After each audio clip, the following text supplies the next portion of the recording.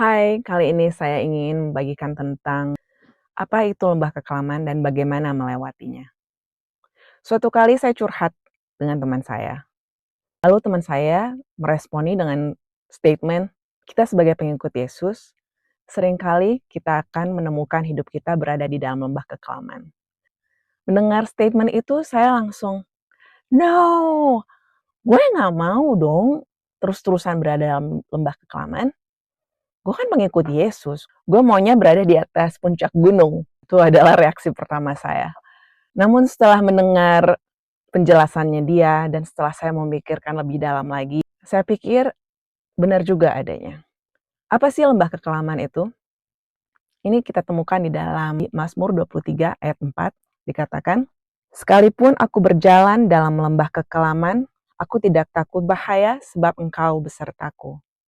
Lembah kekelaman ini suatu ungkapan di mana kita mengalami kesulitan, penderitaan, sakit hati, atau mengalami sakit secara fisik, patah hati, atau menemukan diri kita berada di dalam suatu tempat yang sangat gelap di mana kita tidak bisa melihat adanya jalan keluar. Kayak sudah mumet banget, sudah berada di titik paling rendah. Kadang masalah datang bertubi-tubi pada saat bersamaan. Suatu keadaan di mana kita kehilangan harapan, tidak melihat jalan keluar, merasa kita adalah satu-satunya korban yang mengalami hal ini. Tuhan Yesus berkata pada saat kita menerima keselamatan, dia tidak menjanjikan kehidupan yang lancar dan yang mudah atau gampang. Di dalam Yohanes 16 ayat 33, Tuhan Yesus katakan, dalam dunia ini kamu menderita penganiayaan, tetapi kuatkanlah hatimu, aku telah mengalahkan dunia. Dalam perjalanan kehidupan kita sebagai pengikut Kristus, kita akan mengalami beberapa tantangan, ujian, penderitaan, penganiayaan dalam kehidupan kita.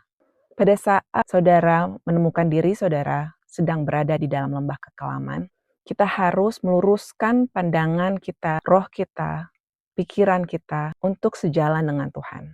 Bagaimana kita melewati lembah kekelaman? Yang pertama adalah berdoa. Mungkin di dalam lembah kekelaman, kita sudah tidak sanggup lagi untuk berdoa. Karena kita sudah terlalu mumet.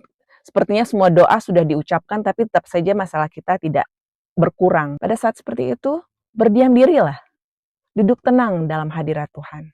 Walaupun saudara tidak mengungkapkan kata-kata, Tuhan Yesus sudah tahu apa yang berada di dalam pikiran saudara, dalam hati saudara, dan apa yang saudara alami. Dan itu juga merupakan suatu sikap doa. Atau mungkin saudara bisa share ke teman atau saudara yang bisa saudara percaya untuk mendukung saudara dalam doa. Kedua, bacalah firman Tuhan.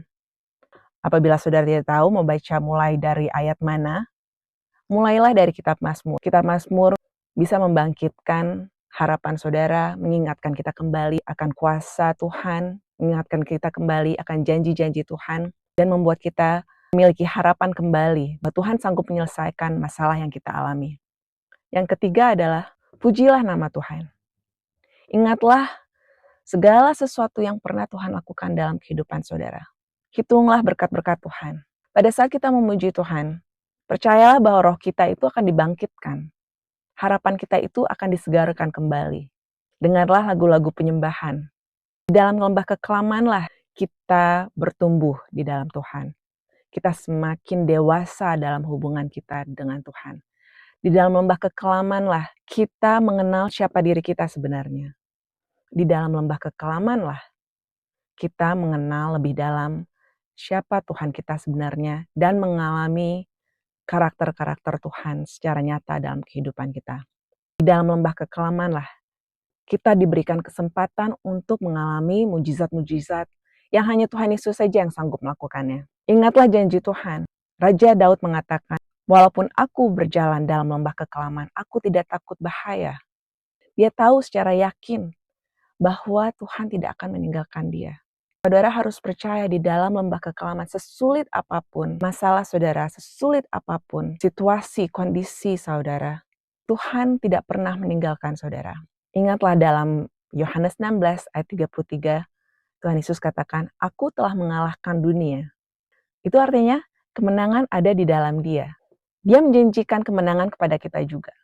Bagaimanapun masalah saudara, Dia akan memberikan kemenangan kepada saudara. Bukan di waktunya kita, tapi di waktunya Dia. Sebab waktunya Dia adalah waktu yang sempurna. Dalam Yeremia 32 ayat 27 dikatakan, "Adakah sesuatu yang mustahil bagiku?" Jadi tidak ada yang mustahil bagi Tuhan. Tidak ada yang terlalu sulit untuk Tuhan, untuk Dia sanggup menyelesaikannya. Selalu ada solusi dari Tuhan. Selalu ada jawaban dari Tuhan. Jadi jangan pernah menyerah, jangan pernah putus asa, jangan pernah kehilangan harapan. Tetaplah berharap kepada Tuhan, tetaplah berserah kepada Tuhan. Saudara, beberapa tahun yang lalu, sekitar 3-4 tahun lalu, suami saya bangun dengan rasa sakit di seluruh tubuhnya. Dia katakan seperti tubuhnya itu ada yang menusuk-nusuk, seperti ada goresan-goresan gelas yang menusuk di seluruh tubuhnya. Tapi tidak ada goresan-goresan gelas ataupun tusukan yang bisa kita lihat gitu ya.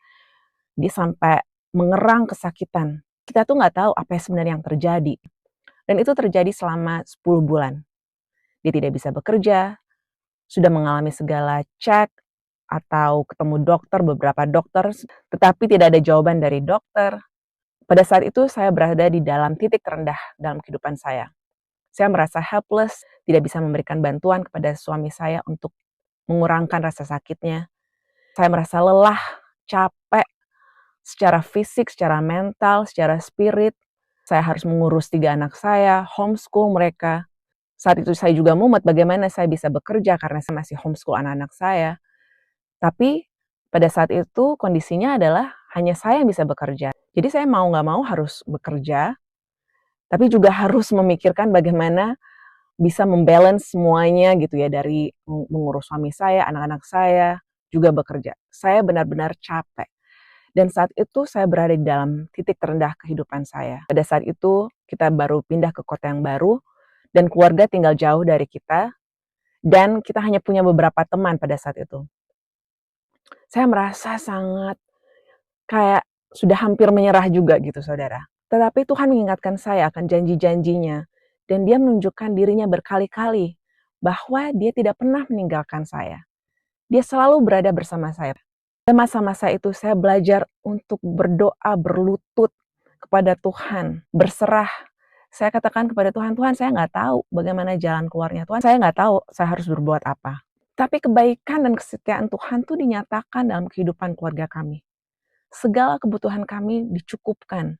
Sebenarnya ada suatu saat di mana saya merasa seperti malu, kayak teman-teman yang lain pada sukses gitu rasanya, kok saya hidupnya seperti ini. Ada rasa minder secara jujur ya. Namun setelah saya melihat kembali kehidupan saya bangga Tuhan telah menempatkan saya pada saat itu di lembah kekelaman. Dan Tuhan memberikan kekuatan pada saya, suami saya, dan anak-anak saya untuk melewati lembah kekelaman itu. Sebab setelah kami melewati lembah kekelaman itu, kami memiliki kesaksian. Kesaksian bahwa Tuhan itu nyata, bahwa Tuhan itu baik dan Tuhan itu setia dan Dia sanggup melakukan perkara-perkara yang besar dalam kehidupan keluarga kami. Dan kesaksian itu kami sering bagikan kepada teman-teman atau saudara-saudara kami. Dan ini memberikan kemuliaan bagi namanya. Nah saudara, pada saat saudara berada di dalam lembah kekelaman, ingatlah bahwa ini adalah juga kesempatan untuk saudara memiliki kesaksian dalam kehidupan saudara yang dapat memberikan kemuliaan bagi nama Tuhan. Semoga saudara dikuatkan dan sampai jumpa di video berikutnya. Bye.